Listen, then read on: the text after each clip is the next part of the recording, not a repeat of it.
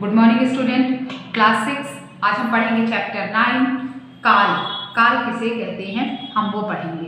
काल का अर्थ होता है समय। क्रिया जो है किस समय पर हो रही है उसे हम क्या कहते हैं, काल कहते हैं।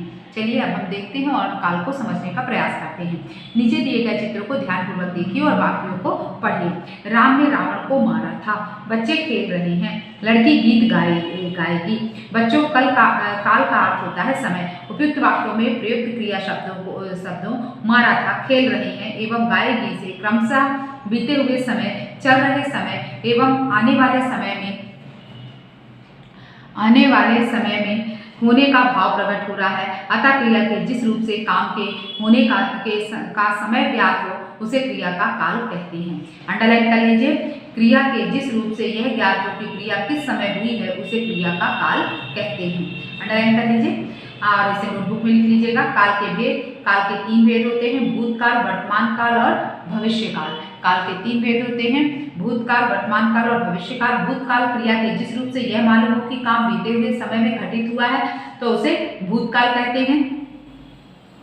अंडरलाइन कर लीजिए। जैसे वह खेल रहा था, मतलब कब खेल रहा था, अभी नहीं खेल रहा, पहले खेल रहा था लगा है, इसलिए ये क्रिया कौन सी है, भूतकाल में क्रिया हो रही है। कौन सा काल है, भूतकाल है। भूतकाल के भी भेद होते हैं, सामान्य भूतकाल, आसन्न भूतकाल, पूर्ण भूतकाल, अपूर्ण भूतकाल, संदिग्ध भूतकाल और हेतुमत भूतकाल। ये इसको 6 भागों में बांटा गया है। इस सामान्य भूतकाल क्रिया के जिस रूप से कार्य के बीते हुए समय में सामान्य रूप से पूरा होना पाया जाए उसे सामान्य भूतकाल कहते हैं। उसने खाना खाया, अनुज ने पत्र पढ़ा, मोहसिन आया। आसन्न भूतकाल, यह है सामान्य भूतकाल। आसन्न भूतकाल क्रिया के जिस रूप से कार्य के अभी समाप्त होने का बोध हो वहां पर आसन्न भूतकाल होता है, जैसे उसने खाना खाया है। पूर्ण भूतकाल क्रिया के जिस रूप से कार्य के भूतकाल में बहुत पहले समाप्त होने का बोध हो वहां पूर्ण भूतकाल होता है, जैसे वे खाना खा चुके थे। अपूर्ण भूतकाल क्रिया के जिस रूप से कार्य के भूतकाल में चल रहे होने का बोध हो उसे अपूर्ण भूतकाल कहते हैं।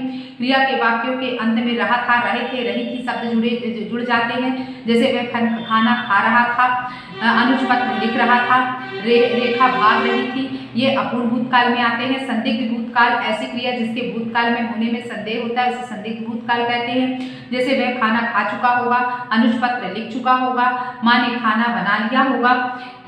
हेतुमत भूतकाल क्रिया के जिस रूप से यह ज्ञात हो कि कार्य भूतकाल में किस कारण से पूरा नहीं हो सका वहां हेतुमत भूतकाल होता है। क्रिया के जिस रूप से यह ज्ञात हो कि कार्य भूतकाल में किसी कारण से पूरा नहीं हो सका वहां हेतुमत भूतकाल होता है। जैसे वह मेहनत करता तो उत्तीर्ण हो जाता, मतलब ये हेतुमत भूतकाल का उदाहरण है। यदि शाहरुख आता तो फिल्म की शूटिंग पूरी हो गई होती, तो ये हेतुमत भूतकाल के अंतर्गत आता है। वर्तमान काल क्रिया के जिस रूप से कार्य के वर्तमान समय में होने का बोध हो उसे वर्तमान काल कहते हैं। अंडरलाइन कर लीजिए, जहाँ मैंने अंडरलाइन किया आप भी करते जाइए। जैसे बच्चे क्रिकेट खेल रहे हैं, नौकर झाड़ू लगाता है, नेहा विद्यालय जाती है, सुरेश पढ़ रहा है। विभिन्न वाक्यों में खेल रहे हैं, जाती है, लगाता है तथा रहा है आदि क्रियाओं से वर्तमान काल का बोध हो रहा है। वर्तमान काल के निम्नलिखित 3 भेद माने गए हैं, सामान्य वर्तमान काल, अपूर्ण वर्तमान काल और संदिग्ध वर्तमान काल। इनके बारे में विस्तृत जानकारी अगली कक्षा में आप पढ़ेंगे, मतलब अब इसके लिए इतना ही पढ़ाया जा रहा है आपकी क्लास 6 में। भविष्यकाल क्रिया के जिस रूप से कार्य के आने वाले समय में संपन्न होने का बोध हो उसे भविष्यकाल कहते हैं। मैं कल बाजार जाऊंगी, संभवतः मेरा परीक्षा का परिणाम मार्च में आएगा। राहुल कल मुंबई जाएगा, पिताजी कल आएंगे। उपयुक्त वाक्यों में जाऊंगी, आएगा, जाएगा, आएंगे आदि क्रिया शब्दों से कार्य के भविष्यकाल में संपन्न होने का बोध होता है तो उसे भविष्यकाल कहते हैं। क्रिया के जिस रूप से कार्य के आने वाले समय में संपन्न होने का बोध हो उसे भविष्यकाल कहते हैं। ठीक है, अंडरलाइन कर लीजिए, आप अपनी नोटबुक में लिख लीजिएगा, जो भी डाउट हो डाउट क्लास में पूछ लीजिएगा। ठीक है, भविष्यकाल के निम्नलिखित 3 भेद माने गए हैं, सामान्य भविष्यकाल, संभाव्य भविष्यकाल और हेतुमत भविष्यकाल।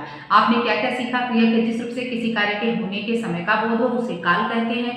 काल के 3 भेद होते हैं, भूतकाल, वर्तमान काल और भविष्यकाल। क्रिया का वह रूप जो कार्य के बीते हुए समय में समाप्त होने का बोध कराता है उसे भूतकाल कहते हैं। जिस क्रिया के द्वारा कार्य के वर्तमान समय में चल रहे होने का बोध हो उसे वर्तमान काल कहते हैं। जिस क्रिया के द्वारा कार्य के आने वाले समय में संपन्न होने का बोध हो उसे भविष्यकाल कहते हैं। इस तरह आज आपने तीनों कालों के बारे में जानकारी हासिल कर ली। ठीक है, इतना समझ में आया, जो नहीं समझ में आया डाउट क्लास में पूछ लीजिए।